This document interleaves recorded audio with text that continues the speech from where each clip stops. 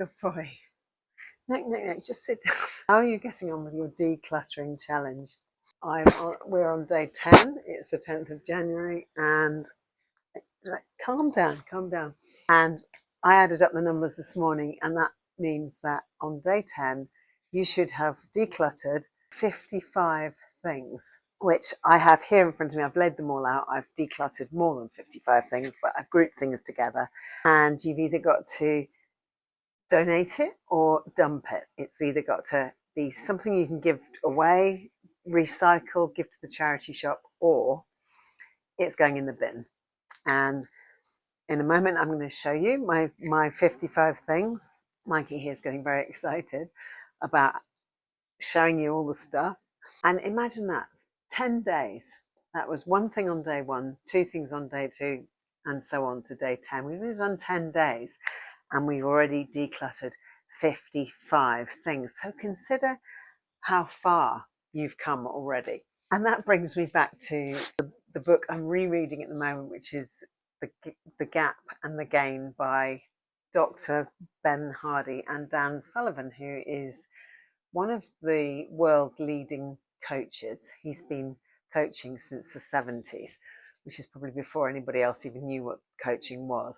What is noted in the book, which has been such a useful resource, I read it last year and I'm rereading it, because you need to always measure backwards, because if you just keep moving on forwards and making plans and looking ahead and moving in that direction, but you never look at where you started from, you never look at where you've come from, and we forget stuff. I mean, I forget things if I don't write everything down. So you forget things, so you don't remember where you started from. And it's a bit like me sitting here looking at these 55 things in 10 days. By cataloguing where you've got to, and this goes for any aspect of life, you then have a benchmark so that you can see how far you've come. And for me, I started journaling 2 years ago, not even 2 years ago, April 23, and it seemed a little bit contrived and it felt awkward to begin with. I started just a blank book, and I started writing a page for every day. I put the date in, and I put various aspects of my physiology, how I was feeling, how I'd been sleeping, blah blah, whatever was, you write down whatever's important to you. But gradually, as time went on, it became more and more important to me, and more I realized the value of journaling like that, because the only way to measure your progress heading forwards is if you make daily short notes about what's been happening in your life, to keep an account of yourself. So only because I kept a journal, only because of that can I remember the things that have taken place in that time duration, because we forget so easily. Life is really busy, it's really fast, we go racing on, we're always looking ahead, we're making plans for, maybe it's the next holiday, it's the next time you're going to be with your friends or your family, or somebody's wedding's coming up, or whatever it is you're looking forward to. We look forwards all the time because that's how the human brain works. But you also need to look back to see how far you've come, because that's the only way you can measure your progress. So for me, journaling, keeping a journal, starting a daily gratitude journal, was about writing down the little wins.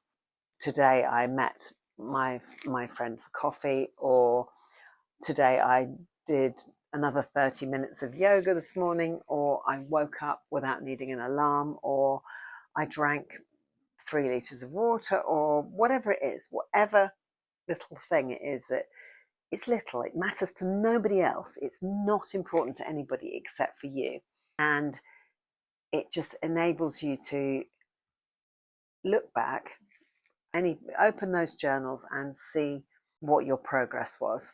And it's really important, because then you have a benchmark, then you can measure that progress.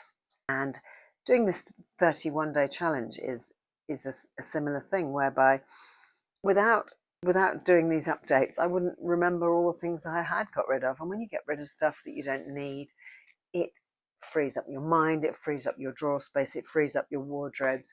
It's just a really positive thing to do. And those positive things that physically change your environment also physically and positively change your health, because they change your mindset, they change the way you feel. You have more organization, you can breathe more easily, you have physically have more space to put stuff, and you no longer have to feel guilty about the things that you've bought that have been impulse buys and you never really needed it, so it's a waste, so you don't have to worry about those. All the things that maybe people have given you that you've never really liked. And what my personal trainer is telling me, it's already nearly time for us to go up the hill for his afternoon walk, even though he's been out all lunchtime today. Anyway, that was just an aside. I'm going to show you now how many things I've got rid of, and hopefully you have done the same thing. I'd love you to tell me in the comments how many things you have got rid of. And we will be on tomorrow to day 11. That's 11 things. It's getting a little bit more serious now. You know, 1 thing, 2 things, 5 things, not that hard. But I read a book also a couple of years ago by a Japanese woman called Marie Kondo, and it was all about decluttering and becoming minimalist.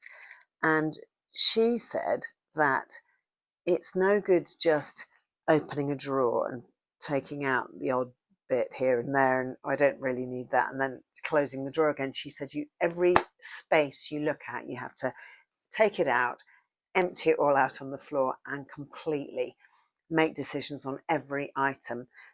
Don't leave things to chance or I'm not sure about that. Put it back in the drawer. By taking it out and emptying it, and then only choosing the things that you really want or that you really need, will you properly declutter and then be able to reorganize what's left.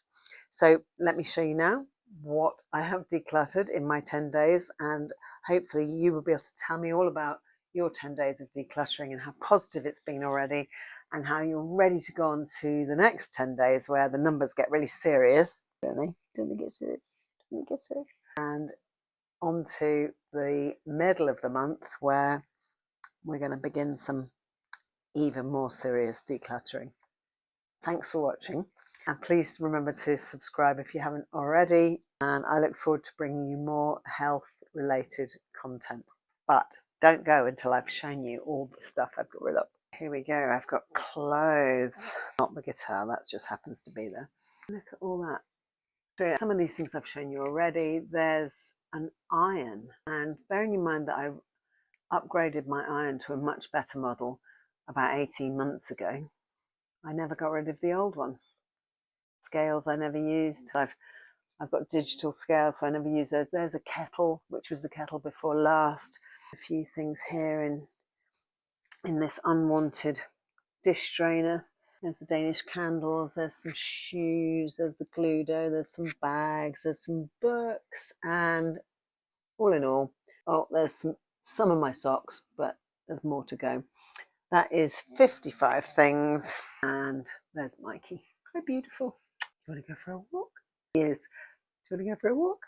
The cutest dog I've ever had the pleasure to associate with, and he's my lovely friend, and oh yes, I know, we're going to go out for a walk. Right, when we get all this stuff out the door, Mikey, there will be more room to play. This stuff is all going off to the charity shop.